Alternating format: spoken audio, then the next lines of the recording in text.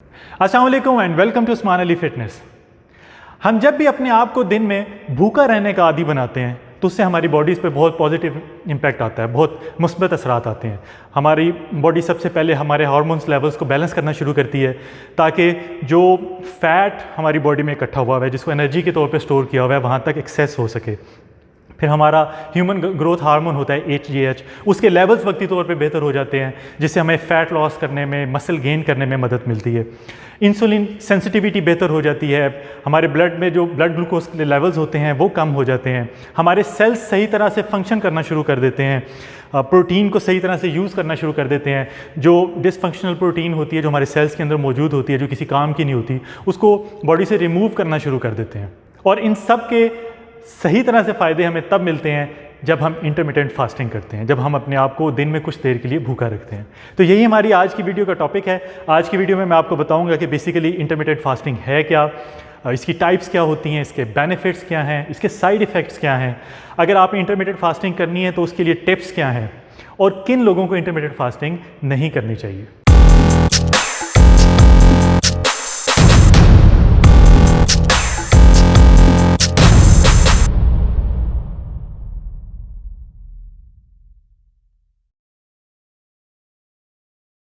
तो सबसे पहले तो हमें इस चीज़ को समझने की ज़रूरत है कि इंटरमिटेंट फास्टिंग बेसिकली कोई डाइट नहीं है। ये हमारे खाने के और भूखा रहने के जो टाइमिंग्स हैं उनको एडजस्ट करने का नाम है, जिसमें आपकी कुछ घंटे की ईटिंग विंडो होती है जिसमें आपने खाना होता है, और कुछ घंटे में आपने फास्टिंग विंडो में होती है जिसमें हमने खाना नहीं होता और भूखा रहना होता है। टाइमिंग इसकी कोई नहीं होती। दिन में आप किसी भी वक्त फास्टिंग स्टार्ट कर सकते हैं और किसी भी वक्त आप फास्टिंग को ख़त्म कर सकते हैं। जो खाने की विंडो है वो कंपैरेटिवली कम होती है, जो फास्टिंग विंडो है वो ज़्यादा होती है।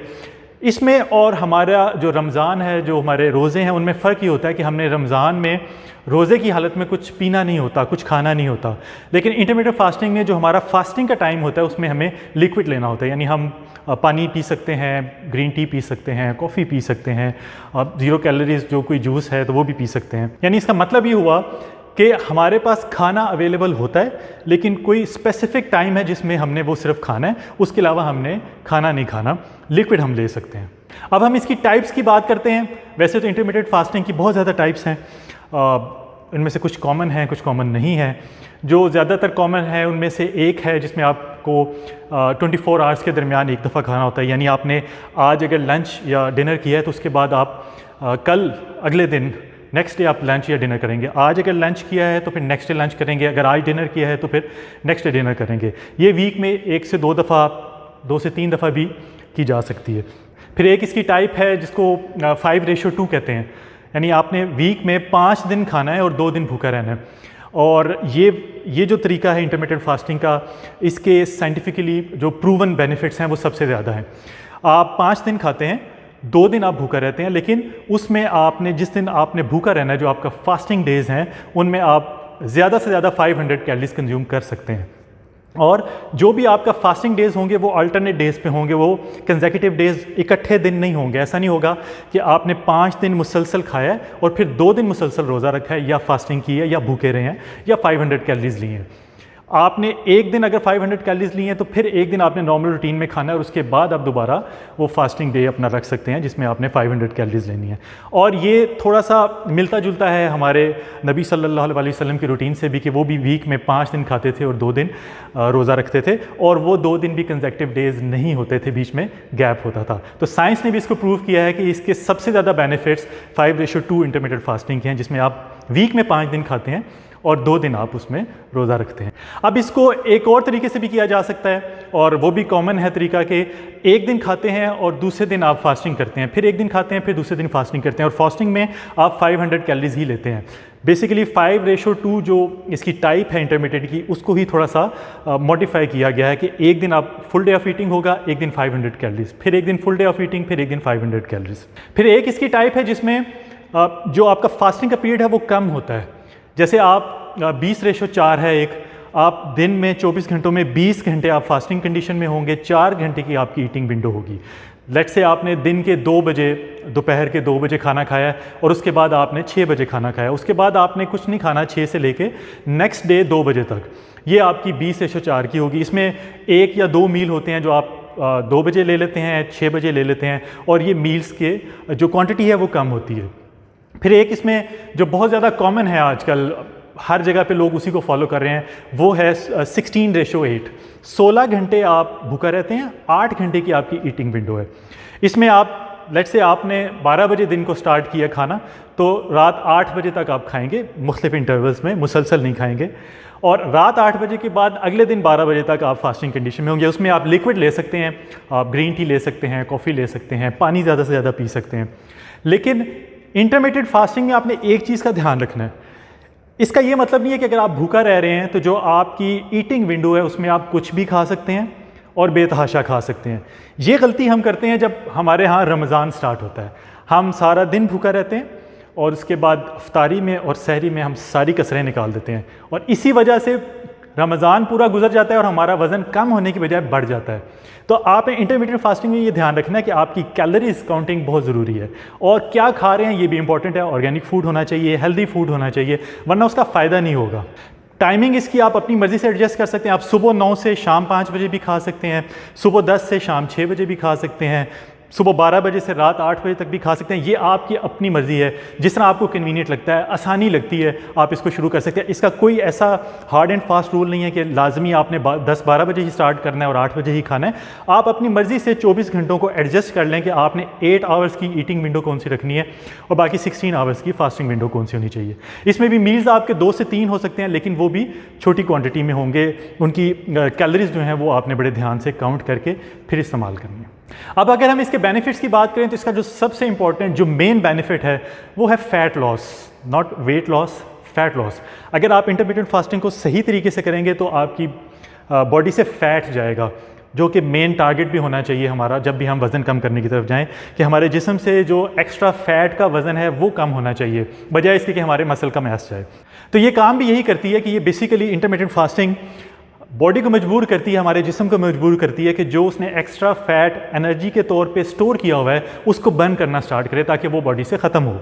और बॉडी ने बेसिकली वो फैट स्टोर भी इसीलिए किया हुआ है ताकि वक्त पड़ने पे उसके एनर्जी के तौर पे यूज़ किया जा सके। तो जब हम फास्टिंग विंडो में जब हम भूखा रहते हैं तो हम बॉडी को पता होता है कि खुराक के ज़रिए उसको एनर्जी नहीं मिल रही, तो फिर वो बेसिकली जो स्टोर्ड एनर्जी होती है उसकी तरफ जाती है, ताकि वहाँ से एनर्जी को लेके जो कैलोरीज बर्न करनी है वो बर्न की जा सकें, जो बॉडी के फंक्शंस होने हैं जो पूरे दिन में चल रहे हैं, जिसके लिए एनर्जी की ज़रूरत है वो पूरी की जा सके। देखिए, हम जब भी खाना खाते हैं तो जो उस वक्त हमें उसकी एनर्जी मिल रही होती है उसमें से ज़्यादातर एनर्जी उसी वक्त यूज़ हो जाती है। जो बॉडी ने अपने फंक्शंस को पूरा करने के लिए एनर्जी की ज़रूरत होती है उसमें वो इस्तेमाल हो जाती है। जो एक्सेस एनर्जी बचती है उसको बॉडी स्टोर कर लेती है बाद में इस्तेमाल करने के लिए, और इंसुलिन एक हार्मोन है जो उस एनर्जी को स्टोर करने में मदद करता है। अब जब हम खाना खाते हैं तो हमारे इंसुलिन के लेवल्स बढ़ते हैं और वो हमारे जिस्म में जो भी खाना हमने खाया उसकी एनर्जी को 2 तरह से स्टोर करने में मदद करता है।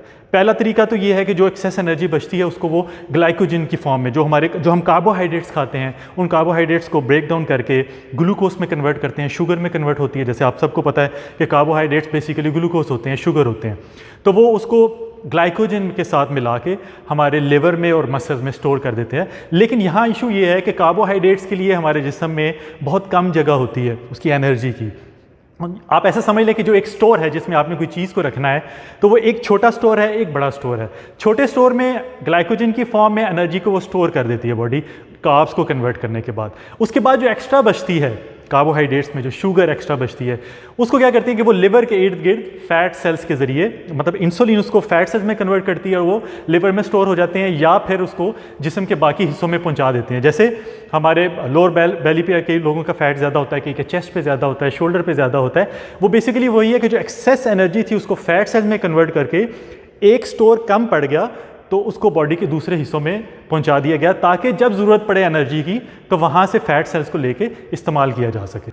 और जब लिवर एक्स्ट्रा एनर्जी को फैट सेल्स में कन्वर्ट करता है ताकि आगे ले वक्त में उसको इस्तेमाल किया जा सके, इस प्रोसेस को डिनोवो लिपोजेनेसिस कहा जाता है, यानी जिसका मतलब है कि नए फैट सेल्स को बनाना।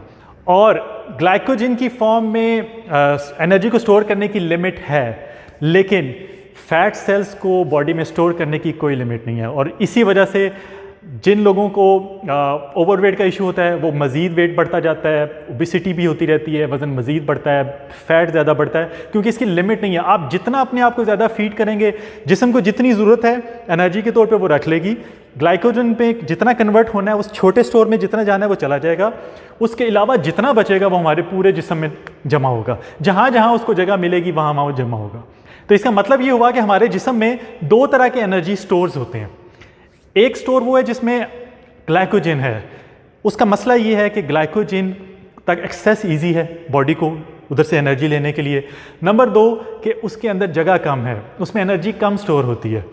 इसके अगेंस्ट दूसरा स्टोर वो है बॉडी फैट, जिसमें हमारा जिस्म में किसी भी हिस्से में फ़ैट इकट्ठा हो जाता है। और इसका इशू ये है कि हमारी बॉडी को वहाँ से एनर्जी लेने के लिए, उन फैट सेल्स को बर्न करने के लिए मुश्किल का सामना करना पड़ता है, वो उसके लिए ईजी नहीं होता। और इसी वजह से जब हम क्रैश डाइट करते हैं, हम भूखा रहते हैं, हम वज़न कम करने लगते हैं, तो आपने देखा होगा कि हमारा वज़न गिरता तो है लेकिन हमारे फैट सेल्स नहीं ख़त्म होते, हमारा मसल मैच जाता है, क्योंकि वो जो मसल में ग्लाइकोजन स्टोर हुई है बॉडी के लिए वो बहुत आसानी से वहाँ से एनर्जी लेना बहुत आसान होता है, और वो उसको एनर्जी के तौर पे जब इस्तेमाल करती है तो हमारे मसल का साइज़ जाता है और अल्टीमेटली फिर हमें वीकनेस और इस तरह के इश्यूज़ होते हैं। लेकिन जो फैट सेल्स होते हैं वो अपनी जगह पर रहते हैं, क्योंकि बॉडी को वहाँ से एनर्जी लेने के लिए मुश्किल का सामना करना पड़ता है। अब जब हम इंटरमिटेंट फास्टिंग करते हैं तो होता क्या है कि हमारी इंसुलिन की जो सेंसिटिविटी है वो कम होती है, हमारे बॉडी से ग्लूकोज का लेवल कम होता है। अब जब ब्लड ग्लूकोज का लेवल कम होता है तो हमारी बॉडी को एनर्जी चाहिए होती है। वो एनर्जी के लिए क्या करती है कि वो उन स्टोर्स से रब्ता करती है जहाँ से वो एनर्जी ले। तो ग्लाइकोजन आपको मैंने बताया बहुत इजी सोर्स होती है उसके लिए, वहाँ से वो एनर्जी ले लेती है। लेकिन मसला ये है कि वो स्टोर छोटा है, उसमें एनर्जी कम है। अब बॉडी को अपनी सारे फंक्शन पूरे करने के लिए 24 से 36 घंटे के लिए वो एनर्जी चाहिए होती है, वहाँ से तो वो ग्लाइकोजन के ज़रिए ले लेती है। उसके बाद टाइम आता है फैट सेल्स के बर्न होने का, लेकिन इसी दौरान हम कुछ ना कुछ इतना खा लेते हैं कि हमारे जिस्म को एक्सटर्नल एनर्जी मिलना शुरू हो जाती है और फैट सेल्स के बर्न होने की बारी ही नहीं आती। तो अगर हम अपनी ईटिंग स्टेट को और फास्टिंग स्टेट को बैलेंस करके चलते हैं, हम इत्तेदाल में रह के खाते हैं और उसी के साथ जिस्म को मौका देते हैं कि वो एनर्जी जो स्टोर्ड एनर्जी है उसको बर्न करे, तो फिर उसका रिजल्ट क्या होगा कि अगर हम दोनों को बैलेंस करके चलेंगे तो हमारा ओवरऑल वेट नहीं बढ़ेगा। जिसे कहते हैं कि वेट को मेंटेन करना हम वो कर पाएंगे। और अगर हमने अपने वज़न को कम करना है तो उसके लिए सिंपल हमने जो फास्टिंग टाइम है उसको बढ़ाना है। हमने जिस्म को मजबूर करना है कि जो स्टोर्ड एनर्जी है वहाँ से वो एनर्जी को यूज़ करे, बजाय इसके कि हम उसको एक्सटर्नली फीड कर रहे हैं कुछ खाकर या पीकर। तो इन शॉर्ट इंटरमीडिएट फास्टिंग क्या करती है कि वो हमारी बॉडी को मजबूर करती है कि जो स्टोर्ड एनर्जी है उसके पास उसको वो बर्न करे। और इसमें कोई बुराई नहीं है, हमारे जिस्म बनाए ही ऐसे किए हैं कुदरती तौर पे। ये हम लोग हैं जिन्होंने अपनी रूटीन ख़राब की हुई है। अगर आप पुराने वक्तों में देखें तो लोग उस वक्त खाते थे, इवन के एनिमल्स जो जानवर हैं वो भी उस वक्त खाते हैं जब उनको भूख लगती है। हम लोग जो पुराने वक्तों में थे वो उस वक्त खाते थे जब हमें भूख लगती थी। आजकल हमने टाइमिंग्स बनाई हुई हैं कि हमने 8 बजे खाना है, उसके बाद 2 बजे खाना है, उसके बाद 7 बजे खाना है, चाहे हमें भूख है या नहीं, चाहे हमने बीच में कुछ स्नैक्स लेके भी अपना पेट भरा हुआ है। लेकिन अगर लंच का टाइम है तो लंच करना है, डिनर का टाइम है तो डिनर करना है। और इसी वजह से जो मैंने अभी आपको पहले मैकेनिज्म बताया कि जब बॉडी को एक्सेस एनर्जी मिल रही है फैट में जाएगी, हमें ज़रूरत ही नहीं है बॉडी को ज़्यादा फीड करने की, जितनी एनर्जी की ज़रूरत है उतनी फीड करेंगे तो हम हेल्दी रहेंगे। इसके इंटरमीडिएट फास्टिंग के और भी बेनिफिट्स हैं, जैसे आपको मैंने बताया इंसुलिन सेंसिटिविटी बेहतर होती है, ब्लड ग्लूकोज लेवल नीचे आते हैं, तो टाइप 2 डायबिटीज़ में भी, टाइप 1 डायबिटीज़ में भी ये हेल्प करती है। आपकी बॉडी में अगर इन्फ्लेमेशन है उसको ख़त्म करती है। हार्ट से रिलेटेड डिजीज़, क्योंकि आपके ये कोलेस्ट्रॉल के लेवल को बेहतर करती है, इसलिए हार्ट से रिलेटेड जो डिजीज़ हैं उनमें भी बेहतरी आती है, उनमें भी आपको फ़ायदा होता है। अब इसके साइड इफ़ेक्ट्स की बात करें तो इसमें आपको एसिड रिफ्लक्स का मसला हो सकता है, हार्ट बर्न का मसला हो सकता है, जो मैदे की जिसे जलन कहते हैं या तेज़ाबियत कहते हैं, कॉन्स्टिपेशन का मसला हो सकता है, आपके मसल क्रैम्प हो सकते हैं, हेडेक्स हो सकते हैं। जब आप इसको स्टार्ट करते हैं तो शुरू में आपको वीकनेस फील हो सकती है, आप थकावट महसूस हो सकती है, और जो आपका ईटिंग जो विंडो होती है उसमें बहुत ज़्यादा चांस होते हैं कि आप ओवर ईटिंग कर लें या ऐसा खाना खाएं जो हेल्दी नहीं है, तो उसके भी नेगेटिव इम्पैक्ट आएगा, उससे भी आपको इंटरमीडिएट का फ़ायदा नहीं होगा बल्कि उल्टा नुकसान हो सकता है। अब अगर आपने फैसला कर लिया कि आपने इंटरमीडिएट फास्टिंग करनी है और इसको ट्राई करना है, तो इसके लिए मैं आपको टिप्स बता दूं। एक तो ये कि आपने इस दौरान पानी का इस्तेमाल ज़्यादा से ज़्यादा करें, कोशिश करें कि आप ग्रीन टी, कॉफ़ी और पानी इसको इस्तेमाल ज़्यादा करें जो आपका फास्टिंग टाइम है उसमें। अपने आप को बिज़ी रखने की कोशिश करें ताकि आपको वो क्रेविंग्स का जो फीलिंग्स हैं वो ना हो। और कोशिश करें कि 1 महीना टाइम ज़रूर दें अपने आप को जब भी आप इसको स्टार्ट करें, क्योंकि शुरू में प्रॉब्लम आए, अगर बहुत ज़्यादा हेल्थ इश्यूज़ नहीं हो रहे, बहुत ज़्यादा मसला नहीं हो रहा, तो कोशिश करें कि 1 महीना कम से कम आप इंटरमीडिएट फास्टिंग को दें, ताकि आपको उसका पता लग सके कि वो आपको कौन सी टाइमिंग सूट कर रही है, या इंटरमीडिएट फास्टिंग आपको सूट भी कर रही है या नहीं कर रही। और फिर कोशिश करें कि जो आपकी डाइट हो, जो फास्टिंग आपकी विंडो है उसके अंदर लो कार्ब डाइट हो। उसका फ़ायदा ये होगा कि एक तो वो आपको जल्दी भूख नहीं लगाएगी, आप हाई प्रोटीन अगर डाइट लेंगे तो वो ऐसा ऐसा डाइजेस्ट होगी, आपको भूख का एहसास नहीं होगा। फिर आपके वेट लॉस में वो फ़ायदा देगी, टाइप 2 डायबिटीज़ में फ़ायदा देगी। और जिस वक्त आप अपना फास्टिंग को ख़त्म करते हैं, लेट्स से आपने 12 बजे दिन के खाना है और रात 8 बजे तक खाया, उसके बाद जब नेक्स्ट डे 12 बजे खाना है तो बहुत ज़्यादा एट अ टाइम नहीं खाना, जिस तरह हम अफ्तारी में करते हैं। बहुत आसान है कि हम लोग अफ्तारी में बेतहाशा खा लेते हैं और हमें हिसाब ही नहीं रहता कि हमने कितना खाया और कितना नहीं खाया। तो आपने टिप्स, इसकी एक ये टिप ये है कि जिस वक्त आप अपनी फास्टिंग को तोड़ते हैं, आपने खाना खाना है तो कोशिश करें कि बहुत कम मिकदार में खाएँ, छोटा मील हो, उसके 1-2 घंटे बाद आप दोबारा खा सकते हैं, वो कोई इशू नहीं है। लेकिन फास्टिंग को तोड़ते वक्त बहुत ज़्यादा खाना नहीं खाना, आपके मैदे पे बहुत ज़्यादा बोझ नहीं पड़ना चाहिए। अब बात करते हैं कि इंटरमीडिएट फास्टिंग किन लोगों को नहीं करनी चाहिए। देखें, अगर आप अंडरवेट हैं, अगर आपका BMI 18.5 से कम आ रहा है, आपको इंटरमीडिएट फास्टिंग नहीं करनी चाहिए। जो ख़वातीन प्रेग्नेंट हैं उनको नहीं करनी चाहिए। अगर कोई नर्सिंग कर रही हैं अपने न्यूबॉर्न बेबी को, उनको भी नहीं करनी चाहिए। या वो बच्चे जिनकी एज 18 साल से कम है, उनको भी इंटरमीडिएट फास्टिंग नहीं करनी चाहिए। और अगर आपको मेडिकल सुपरविजन अवेलेबल है, कोई ऐसा बंदा है जो आपको गाइड कर सकता है, कोई डॉक्टर है, कोई आपका फिटनेस ट्रेनर है, कोई न्यूट्रिशनिस्ट है, तो उससे मशवरा करने के बाद जिनको टाइप 1 या टाइप 2 डायबिटीज़ है वो भी इंटरमीडिएट फास्टिंग कर सकते हैं, लेकिन मशवरा करने के बाद। अगर आप किसी किस्म की मेडिकेशन पर हैं, कोई ख़ास किस्म की दवाइयाँ ले रहे हैं, तो फिर भी आप अपने डॉक्टर से कंसल्ट करने के बाद करें।